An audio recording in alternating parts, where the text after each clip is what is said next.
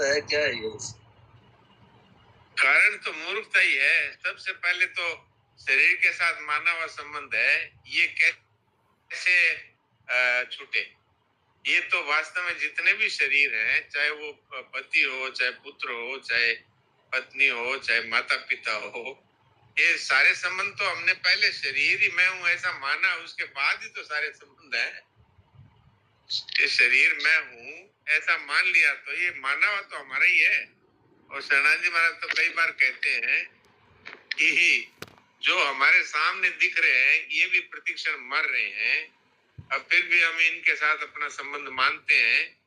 तो ये तो खैर फिर भी थोड़ा समझ में आता है, लेकिन जो जो हमारे सामने छोड़ के ही चला गया, अब उसी की तस्वीर को लेकर के और आंसू बहाते रहते हैं, तो ये कितनी बड़ी मूर्खता है। तो समझने वाली बात ये है कि मानव संबंध है, वो जब तक हम नहीं छोड़ेंगे नहीं छूटेगा।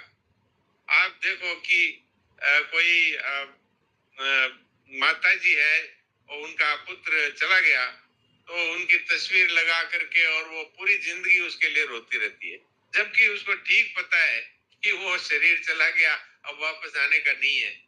तो ये क्या है कि जब तक मनुष्य इस अज्ञान को नहीं छोड़ेगा कि भाई ये आने जाने वाली चीजें हैं, चाहे शरीर कह दो, चाहे संबंधी कह दो, चाहे धन कह दो, चाहे जमीन कह दो, चाहे नाम कह दो, कीर्ति कह दो, ये जितनी है, स्वस्थता कह दो, रोगीपना कह दो, सब की सब आने जाने वाली है। और इनको जानने वाला है वो कहीं आता जाता नहीं, कभी आता जाता नहीं, उसमें भूत भविष्य वर्तमान है ही नहीं। तो अगर ये बात अभी बद्री भाई जी ने ठीक बिल्कुल कहा था कि संबंध माना है हमने, अब दूसरा कोई कैसे छुड़ा देगा इसको? हमें खुद ही छोड़ना पड़ेगा। तो ये मूर्खता है, ये दूसरा नहीं छुड़ा सकता। हाँ, वो बता सकता है, जो संतों की बातें हैं वो बात कह सकता है, अनुभवी पुरुष है, वो भी समझा ही सकते हैं, लेकिन छोड़ना तो हमको पड़ेगा। भगवान भी हमारे जितने जन्म हुए हैं उसमें कितनी बार भगवान के अवतार हो गए और कितने ही संत हो गए, और लेकिन जब तक हम नहीं छोड़ेंगे, भगवान भी कहाँ छुड़ा रहे हैं? भगवान ने तो एक बार स्वतंत्रता दे दी, भाई तुम जिसको अपना मानो उसके अपना मान सकते हो, जिससे अपनापन छोड़ना चाहो उसे छोड़ सकते हो। ये स्वाधीनता भगवान ने दे दी, तो अब वो इस स्वाधीनता को नहीं छीनते। ये तो हमें ही खुद समझना पड़ेगा कि जो हमें छोड़कर ही जा रहा है उसके साथ हम अपना संबंध मानेंगे तो रोना ही पड़ेगा। महाराज जी बहुत बार कहा करते थे, कहा परदेसी से प्रीत जाओ तो बार न लावे। परदेसी से प्रीत करेंगे तो रोना ही पड़ेगा, और क्या उपाय है, वो तो चला ही जाएगा। तो यही बात है, संबंध है वो पड़ा रहता है। वो तो आप सोच लो ना, अब हम लोग का शरीर प्राण चले जाते हैं तो शरीर तो यहाँ जला देते हैं, लेकिन हमने जिन जिन को अपना माना था उनकी ममता को साथ लेकर जाते हैं, जिन जिन चीजों की कामना हमने की थी उसको साथ लेकर जाते हैं। इसीलिए तो जन्म मरण होता है। जिसने यहीं पर ममता का संबंध तोड़ दिया, जिसने यहीं पर सब प्रकार की इच्छाओं का त्याग कर दिया, उसको अब वो वापस जन्म क्यों होगा? तो इसके लिए शरणानंद जी महाराज जी एक उदाहरण बताते थे। महाराज जी भी कहा करते थे कि भाई जैसे कोई आदमी घर से चला तो एक कागज पे उसने लिस्ट बना ली कि ये चीज ये चीज ये चीज इतनी इतनी लानी है, उसके लिए थैला भी ले लिया और रुपए भी जेब में डाल लिए।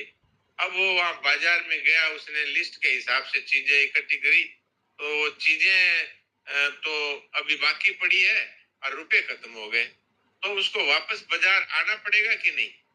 पर जिसके रुपए तो पड़े हुए हैं और चीजों की लिस्ट खत्म हो गई, उसको क्यों आना पड़ेगा?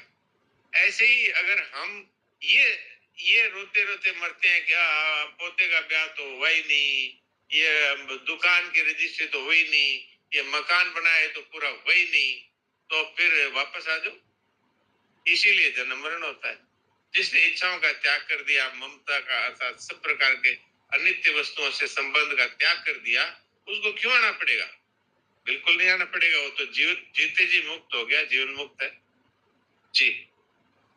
और सब बात तो बिल्कुल सही है यार। अभी दिनेश जी भी कह रहे, दिनेश भाई जी कह रहे थे भाई सवाल उठना चाहिए, दोबारा पढ़ने से कितनी बार पढ़ लो, बाकी बात तो दोबारा पढ़े तो वो बात तो दिनेश जी सही कह रहे हैं, पूरी समझ में भी आ रही है, सुनते भी है। और तारा का उदाहरण भगवान राम जी ने बताया था, बाकी फिर भी ये मतलब दिक्कत कहाँ है? तो फिर वो जैसे अटकाव कहाँ हो रहा है, जो क्लियर क्यों नहीं हो रहा है ये? नहीं, दिक्कत वहां है, मैं आपको बताता हूँ कि एक बार स्वामी जी महाराज ने कहा था कि पहले क्या होता था कि लड़कियों का लड़कों का विवाह छोटी उम्र में कर देते थे। तो एक लड़की का विवाह छोटी उम्र में कर दिया, अब वो हो गई बड़ी, तो अब उसका कहा भाई अब तुम्हें ससुराल जाना है, तो उसको गोना कहते थे। तो गोना हो रहा है, तो उसकी माँ उसको शिक्षा दे रही है कि भाई वहां जाओ तो पति के साथ ऐसा व्यवहार करना, सास के साथ ऐसा करना, देरानी के साथ ऐसा करना और जेठानी के साथ ऐसा व्यवहार करना। लेकिन उसने कह दिया जाऊं तो जब तक हमारे मन में इसका कोई दुख ही नहीं है कि भी जन्म मरण है क्या है और बार बार जन्मना मरना क्यों है और यहाँ पर हम सुखी दुखी क्यों हो रहे हैं और मरने के बाद आगे हमारी क्या गति होगी, इन बातों से किसी को मतलब ही नहीं है। आज की बात है, मैं अभी यहाँ आने से पहले एक रोगी, वो बूढ़े थे, 81 वर्ष के थे, तो मैंने उनसे कहा कि भाई आप, उन्होंने कहा मैं रोजाना 2 पैक दारू पीता हूँ, वो मिलिट्री से रिटायर्ड थे। तो मैंने कहा ये महापाप है, इसको आप छोड़ दीजिए। तो बोले क्या है, इससे क्या होगा? मैं कहा महापाप है, आप मरेंगे तो आपको वहां नरकों में यातनाएं भोगनी पड़ेगी, ये 5 महापातक में से एक महापातक है ये दारू। तो बोले कि आगे किसने देखा है, जो होगा होता रहेगा। अब बताइए उनको आप क्या समझाएंगे? तो ये बात है, जिसको इस रास्ते जाना है वही इस बात को पकड़ लेगा और उसको दुख होगा कि ये अब तक मैंने क्यों नहीं छोड़ी ये ममता, क्यों नहीं छोड़ी ये कामना, तो वो उसको छूट जाएगी, क्योंकि जिस चीज से रखने से हमें दुख है वो अपने आप छूट जाती है। तो ये अगर नहीं है तो फिर सुनते रहो, सुनाते रहो, और क्या है, मरते भी रहो और सुनाते भी रहो। नारायण नारायण। ये क्या पहले गुप्ता जी, रेणु गुप्ता जी पूछ रहे थे, क्या पूछ रहे हो रेणु गुप्ता जी? फिर आप पूछ लेना। नारायण नारायण डॉक्टर, मैं ये कहना चाहती हूँ कि ये चीजें हमने बहुत अच्छे से पढ़ी हैं, बहुत दफा पढ़ी हैं, और ये हमें समझ में आ रहा है कि कुछ भी सब अनित्य है, कुछ रहने वाला नहीं है। ये बुद्धि के स्तर पर तो हमें स्पष्ट हो गया, पर जब हम व्यवहार में जाते हैं, जब बच्चों से हम इंटरेक्ट करते हैं, तो कई दफा तो हम अपने आप को संभाल लेते हैं कि भाई ये मेरा कर्तव्य है, मैंने कर लिया, हो गया, पर कई दफा हम फिर फंस जाते हैं। तो ये हम प्रत्यक्ष देखते हैं कि देखो ये ना ममता जो है मेरे पे हावी हो गई, क्योंकि मेरा रुझान उस तरफ हो गया अपने को। तो इसका हम पक्के कैसे हो? मुझे लगता है कि अभी हम जैसे ना सब कुछ जानते हुए, फील करते हुए, पहचानते हुए अभी हम परिपक्व नहीं हुए, यानी हम परिस्थितियों से ऊपर नहीं उठ पाते, उसमें फिसल जाते हैं और बाद में रियलाइज होता है कि ओह ये हमसे भूल हो गई। अब सुनो डॉक्टर साहब कह रहे हैं। मैं ये कह रहा हूँ कि हमें पता है कि ये जहर है और इसको खाने से मैं मर जाऊंगा, तो इस बात को हमने बुद्धि से समझ लिया। अब क्या खा जाएंगे उस जहर को? नहीं जी, बिल्कुल नहीं। तो ये आपने स्वयं से समझा है कि भाई इसको खाया तो मर जाएंगे। तो आपने अगर बुद्धि में जो कुछ पकड़ रखा है, वो बुद्धि का ज्ञान है, वो भूल जाता आदमी। लेकिन जो स्वयं में जिस बात को पकड़ा है उसको कभी नहीं भूलता। आप अपने नाम को भूलते हैं क्या कभी? नहीं जी, बिल्कुल नहीं। तो ये आपने कहा यही मैं हूँ, आपने स्वयं में इसको पकड़ लिया। जाति को भूलते हैं? नहीं जी। तो फिर ये जो आपने गीता जी के श्लोक याद कर रखे हैं उनको भूल जाते हैं, क्योंकि वो बुद्धि में रखे हुए हैं आपने। लेकिन जिसको आपने स्वयं में स्वीकार कर लिया उसको आप नहीं भूलते। आप देख लो, नींद में 20 आदमी सोए हुए हैं, आप आवाज जिसको देंगे वही जगेगा, बाकी 19 आदमी सोए रहेंगे। इसका अर्थ क्या है कि उस नाम को हमने अपने में स्वीकार किया। तो इस ज्ञान को जब तक हम अपने जीवन में स्वीकार नहीं करेंगे तब तक इसी तरह भूल होती रहेगी। और हमारे मन में क्या दुख होता है इस बात का? दुख होता है तो ये छूट जाएगा, लेकिन दुख होता ही नहीं। जब दुख होता है डॉक्टर, दुख होता है, बहुत दुख होता है तो छूटेगा, दुख होता है तो छूटेगा। अगर बहुत तीव्र दुख होगा तत्काल छूट जाएगा। हाँ जी, लेकिन- बहुत तीव्र दुख होता है कि ये इतने टाइम से हम लगे हुए हैं, तो ये तो समय नष्ट कर दिया हमने। अगर दोबारा जैसे वही है, चोर चोरी करके चला गया, फिर हम ताले लगा रहे हैं, तो उसका अच्छा, तो तो कुछ फायदा। अब सुन लीजिए, इसका उपाय भी बताता हूँ। हाँ जब जी, एक बार भूल होती है तो उसके लिए अपने आप को क्या दंड देते हैं? क्या एक टाइम भोजन नहीं करूंगा, ये आपने निर्णय किया? नहीं जी, ये तो नहीं किया, ये तो पता ही हाँ, नहीं तो था फिर ऐसे करना है। इसका अर्थ है अभी तक वो दुख हुआ नहीं है उस दृष्टि से। नहीं तो हम लोग एक भूल हो जाती है तो उसको 7 बार दिमाग में घुमाते हैं, ये भूल फिर नहीं करूंगी, ये भूल फिर नहीं करूंगी। और अगर हो जाती है तो उसके लिए हम अपने आप को दंड देते हैं कि मैं हाँ। 10 बार उठ के बैठक निकालूंगी या एक टाइम भोजन नहीं करूंगी। आप करके तो देखिए, ठीक है। जरूर होगा। हाँ जी, जी, जी, नारायण। हाँ जी, आर के गुप्ता जी एक मिनट पहले पूछ रहे थे। आर के गुप्ता जी आप क्या पूछ रहे थे? नारायण नारायण नारायण, मैं ये जानना चाह रहा था कि क्या जीवित रहते हुए संबंध का विच्छेद कर देना चाहिए? और क्या, मरने के बाद थोड़ी होगा? वो तो जीते नहीं, जी हाँ, संबंध विच्छेद होगा, मरने के बाद थोड़ी होगा। जी, जब तक भगवान ने हमें सोचने की समझने की शक्ति दे रखी है तब तक ही हम इसको कर सकते हैं। बुढ़ापे में जाके तो ये हालत हो जाएगी कि अपने बच्चों का ही नाम याद नहीं रहेगा। तो इसलिए इसको तो एकदम अभी, इसमें ऐसा भी नहीं कि 2 मिनट बाद करूंगा। हाँ हाँ संतों का ये कहना है। जी जी, हाँ डॉक्टर साहब प्रणाम। प्रणाम।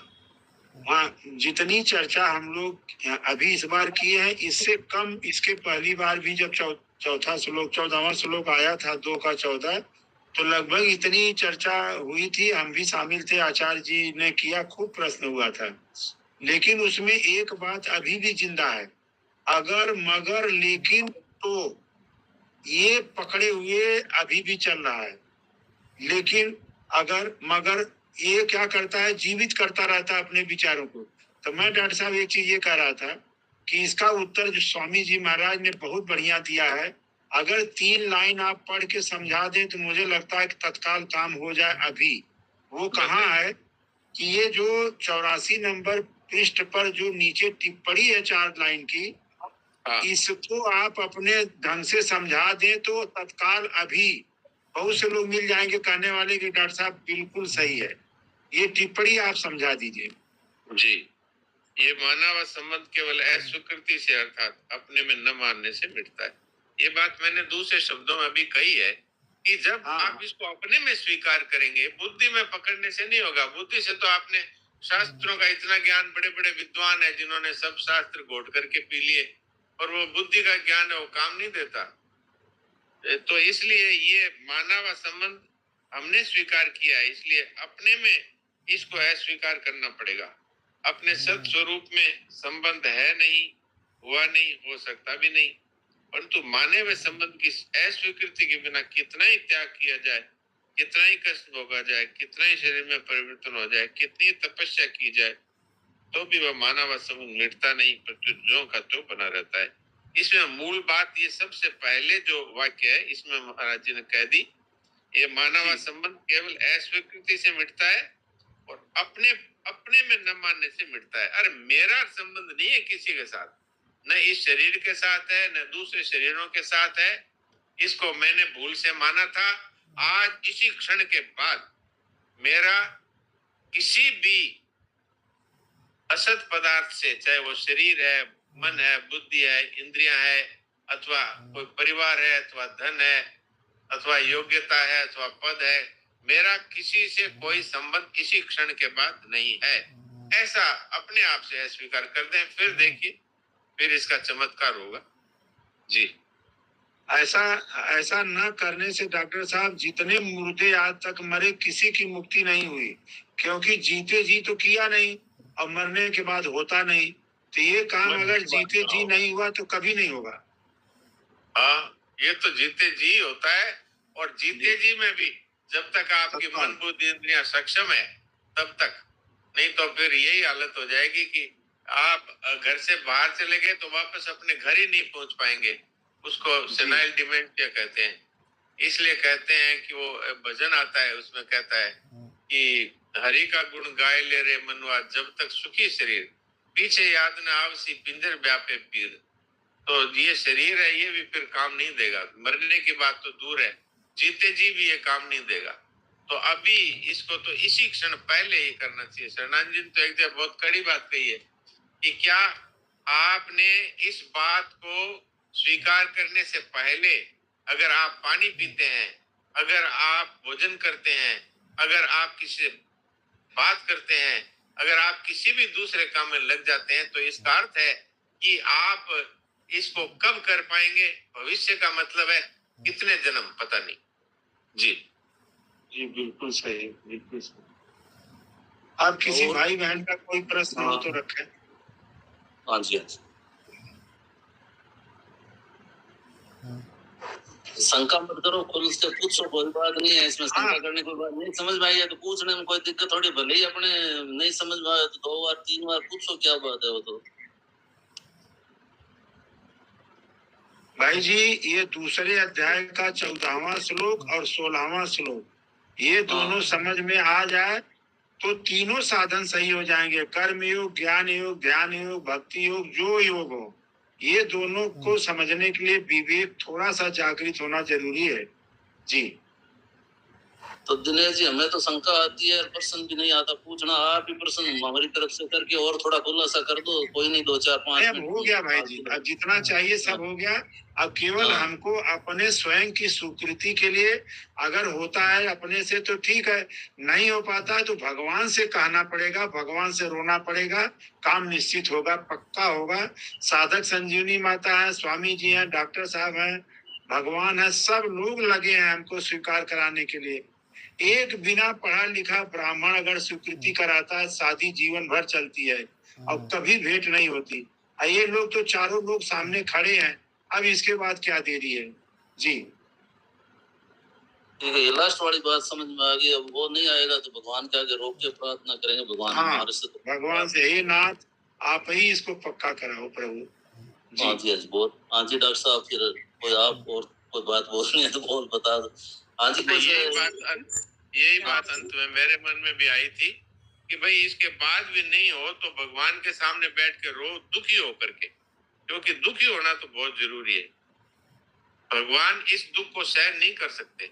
यदि हम वास्तव में दुखी हो जाएं कि मैं क्या करूं, तो भगवान इसको सह नहीं सकते, वो तो तुरंत काम होगा। ये अचूक उपाय है। डॉक्टर साहब, हम अपने आप को ना कहीं ये छूट देते हैं कि पहले जैसा अब नहीं रहा, अब जैसा आगे नहीं रहेगा, कि पहले जैसा बंधन अब महसूस नहीं करते। अब कम से कम भगवान की याद आती है कि हम गलत हैं। कहीं ना कहीं खुद को छूट, मैं तो अपनी बता सकती हूँ, छूट देते हैं कि मुझसे ऐसा हो गया।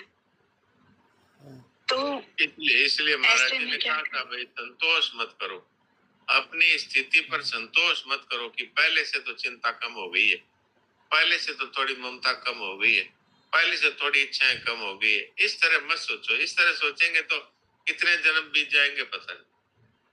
हमें तो इसको अभी इसी क्षण, जब तक ममता कामना अहंता नहीं छूटे तब तक दूसरा कोई काम नहीं करना, तो अभी छूट सकती है। इसमें तो ये कुछ नहीं, असत है ना। कोई सत वस्तु को छोड़ना हो तो वो मुश्किल होता है, क्योंकि सत है उसका नाश नहीं होता। ये तो आने जाने वाले अनित्य है, साफ साफ ये अभी कहा है 14 श्लोक में भगवान ने और महाराज जी ने भी। तो इसे छोड़ने में कोई देरी का काम नहीं है, तत्काल हो सकता है। बस खाली हमें हिम्मत करनी है। जी डॉक्टर साहब, एक चीज ये भी तय है कि गांठ इसी मनुष्य जन्म में ही पड़ी थी, इसी जन्म में ही छूटेगी। आगे का कोई भरोसा नहीं, कहाँ फेंके जाएंगे। नहीं, और जन्म में तो और योनि में तो न तो अधिकार है न योग्यता है। जी जी। और ये अभी मिला हुआ है हमें। अब अगर इसमें नहीं करेंगे तो अभी नहीं तो कभी नहीं। ऐसा मौका भी मिला डॉक्टर साहब कि हम लोगों को बहुत सही सत्संग मिला है। नहीं, सत्संग तो धरती पे कितने प्रकार से हो रहे हैं, सब भाई बहन जानते हैं। क्या क्या प्रोग्राम होता है, कितना लंबा चलता है, हर दिन हर रोज। लेकिन यहाँ जो बातें मिल रही है, ये बातें सब दुकान में नहीं बिकती है। जी तो भगवान की विशेष कृपा से ये सब हम लोगों को मिला है। डॉक्टर साहब, डॉक्टर ये साहब मेरी एक और ब्रजवासी क्वारी, जी, आप पूछ रहे हो? सुरेश हाँ, भैया डॉक्टर एक बार पूछ लूं? हाँ, मुझे ना आज एक कल आया था स्थूल शरीर, सूक्ष्म शरीर और कारण शरीर। मुझे कारण शरीर समझ नहीं आया कि क्या है। हाँ, कारण शरीर अज्ञान का नाम है। अज्ञान अज्ञान का नाम है, जिसके कारण से हमको ये शरीर मिल रहे हैं, जिनके कारण जन्म मरण हो रहा है, उसी का नाम है कारण शरीर। उसमें स्वभाव और संस्कार रहते हैं जी। इसको तो ये समझने की सूक्ष्म जरूरत में, नहीं है। अच्छा, ये तो ज्यादा शास्त्रीय ज्ञान का कोई फायदा नहीं है। अपने सीधी सीधी बात है, मेरा कुछ नहीं है, मुझे कुछ नहीं चाहिए और मैं कुछ नहीं, बस ठीक है। इससे सब हो जाएगा। स्थूल सूक्ष्म कारण सबसे संबंध छूट जाएगा जी। हाँ जी, ब्रजवासी जी पूछ रहे थे डॉक्टर साहब, कुछ क्या पूछ रहे हो ब्रजवासी जी? हाँ जी, किसी ने ब्रजवासी जी कुछ पूछ रहे थे क्या? आपने म्यूट बोला था, या और किसी ने तो पूछना हो तो, नहीं तो फिर समय हो रहा है। नहीं राम जी। हाँ राम राम। हाँ, राम राम हाँ डॉक्टर साहब, जी। हम लोग के मिलने जाते हैं, बैठने जाते हैं, 80 से अबव की जो माताएं होती है, उनके हस्बैंड चले जाते हैं, वो इतनी बुरी तरह से रोती है और हम उनको कहते हैं आप राम राम करो, तो उनको लिए हमें क्या करना चाहिए? माताओं को क्या तसल्ली देना चाहिए? नहीं, आप ठीक है, राम राम करो तो कह दो, पर मैंने अब पहले ही कह दिया था, जिनको उस रास्ते जाना ही नहीं है वो नहीं जाएंगे। आपका काम है उनको बताओ कि राम राम करो भाई।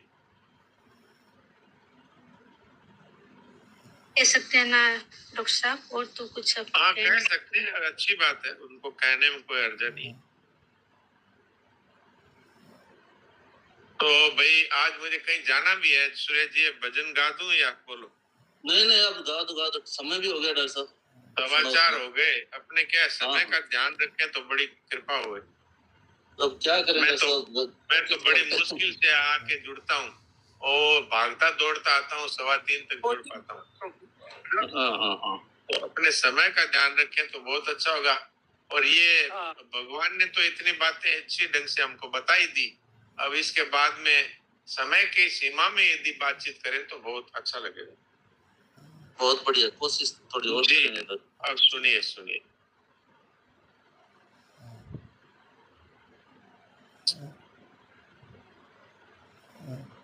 जान अजान छुए पारस को, जान अजान छुए पारस को, लोह पलट कंचन हो जाई, लोह पलट कंचन हो जाई। संत समागम करिए भाई, संत समागम करिए भाई, तरने की नहीं और उपाय, तरने की नहीं और उपाय।